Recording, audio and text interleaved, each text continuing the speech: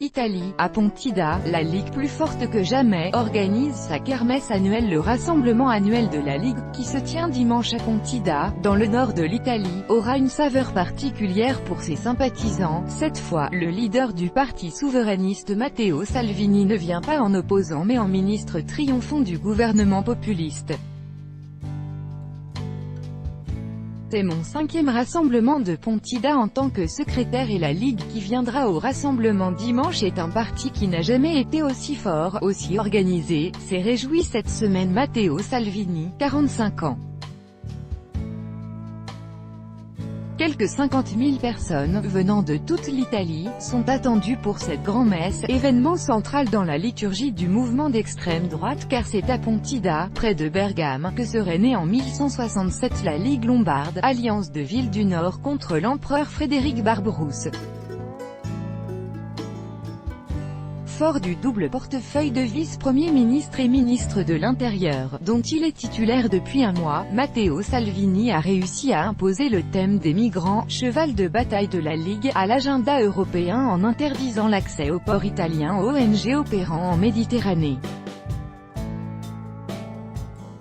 Une décision spectaculaire à l'origine d'une crise diplomatique avec la France, cette dernière accusant l'Italie de « cynisme » et « d'irresponsabilité » et M. Salvini rétorquant que l'Italie n'avait pas de leçons à recevoir de la part d'un pays qui n'a pas tenu ses engagements en matière d'accueil. Sondage en hausse. Si les relations ont semblé se réchauffer ces derniers jours entre les deux voisins, à la faveur de rencontres à Paris et Rome entre le chef du gouvernement italien Giuseppe Conte et le président français Emmanuel Macron, Matteo Salvini ne change pas de ton.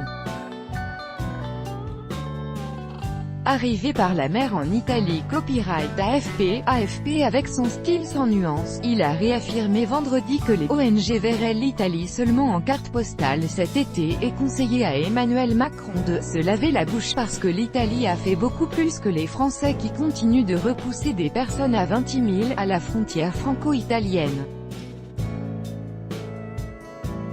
Une ligne dure qui semble lui réussir selon les sondages, dont un récent, réalisé mi-juin par Ipsos, a montré qu'une majorité d'Italiens, 59%, approuvait ses choix en matière d'immigration. Une large adhésion dont la Ligue, alliée du Rassemblement national de Marine Le Pen, tire tout naturellement avantage, arrivée au pouvoir législatif du 4 mars avec 17% des voix. En 3e position, elle était créditée samedi de 31,2% des intentions de vote, faisant du mouvement eurosceptique le premier parti d'Italie. Le parti dame le pion à son allié de la coalition gouvernementale, le mouvement 5 étoiles M5S anti-système, pourtant arrivé en tête des élections et qui reste stable à environ 30%. Le moment de la Ligue, il n'était jamais arrivé que moins de 4 mois après les élections la mobilité électorale soit telle qu'elle permette à une force politique de presque doubler son score, la faisant passer de la 3e à la première place, écrivait samedi le Corriere della Sera en publiant cette enquête. C'est le moment de la Ligue et sa force dépend surtout de la solide continuité de la stratégie de communication de Matteo Salvini par rapport à la campagne électorale, une stratégie basée sur un choix précis des thèmes sensibles, migrants, responsabilité de l'Europe, et aussi sur des tons agressifs envers des dirigeants politiques. Monsieur Macron en tête, analyse Le Quotidien. Pourtant grand vainqueur des législatives, Luigi Di Maio, le chef de file du M5S, devenu lui aussi vice-premier ministre et ministre de Travail, a été éclipsé par son allié de la Ligue. Les thématiques sociales portées par le M5S, comme le revenu de citoyenneté, étant jusqu'ici reléguées au second plan. Arrivé aux commandes de la Ligue en 2013, Matteo Salvini a repris un parti sécessionniste au bord du gouffre, il était à 4% des voix, et l'a transformé en une formation nationaliste triomphante avec un slogan « Les Italiens d'abord », oubliez les propos méprisants contre les méridionaux dont Matteo Salvini, en 2009, raillait les mauvaises odeurs.